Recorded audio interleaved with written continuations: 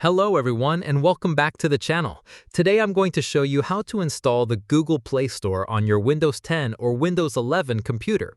We'll be using the Windows Subsystem for Android. This method allows you to run Android applications directly on your PC, including games and many other apps. Please follow the steps carefully and you'll have it up and running successfully. Before we begin, if you enjoy this type of content, I'd appreciate it if you subscribe to the channel and like the video. It really helps support us in bringing you more tutorials.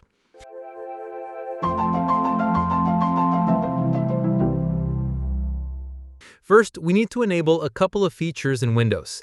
Click on your Start menu, and in the search bar type, Turn Windows Features On or Off. Then select it from the results. The Turn Windows Features On or Off window will open.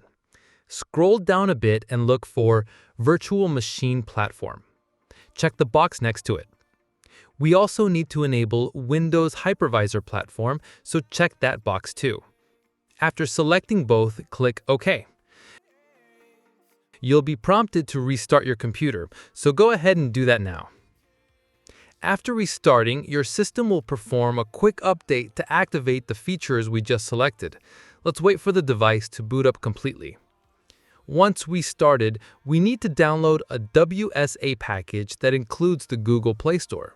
You can get this from GitHub or from our own server.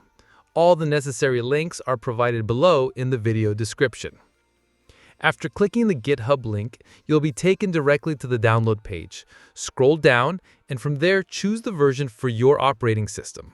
In my case, for Windows 11, I'll click the appropriate download link. It's generally best to choose the first option presented. Now, if you need to scroll down again, look for and select the first option that includes the words "No Amazon." The download will then begin immediately. If you encounter any issues downloading from GitHub, remember you can try downloading from our server instead. Once the download is complete, open your file manager and go to your default downloads folder. It's a good idea to move the file to your documents folder. This can help avoid potential permission issues later on. Next, extract the file using an unarchiving program.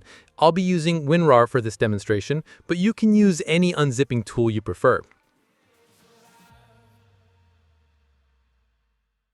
After extraction, a new folder will appear containing all the necessary installation files. Now, open this new folder and look for a file named run.bat. That's run.bat.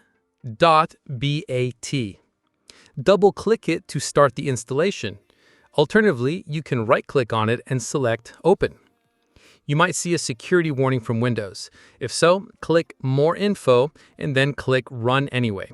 This is an expected step, and the file is 100% safe. Once that's done, Windows PowerShell will launch, and the installation will begin automatically. This might take a minute or two, or possibly longer depending on your system. Don't rush it, just be patient. During the process, you might be asked for confirmation or to continue. Simply accept any prompts that appear. Once the installation is finished, the PowerShell window will close automatically, and you'll be almost ready to go. But before that, there's one more important step: enabling developer mode. In your Windows search bar, type Windows Subsystem for Android and open it.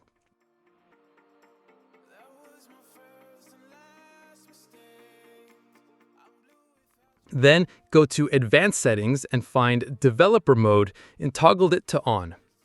Then click Allow prompted. While there are some settings here you can tweak for performance, it's generally best to leave them at their default values. If we go back to the System tab and click on Files, we can browse the Android system files just like on an Android phone. Everything is now set up to start installing and running Android apps on your Windows computer. First, let's search for the Play Store app in your Start menu and launch it. Just like on any Android system, you'll need to sign in with your Google account to the Play Store to begin downloading apps and games.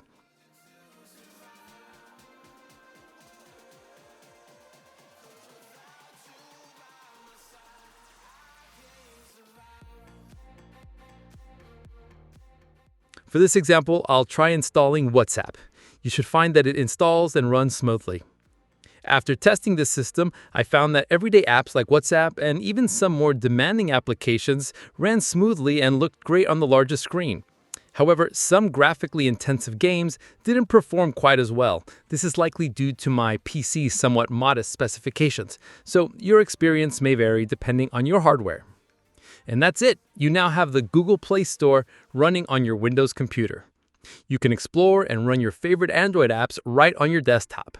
If this tutorial was helpful, please be sure to like this video, subscribe for more tutorials, and check the description for all the download links.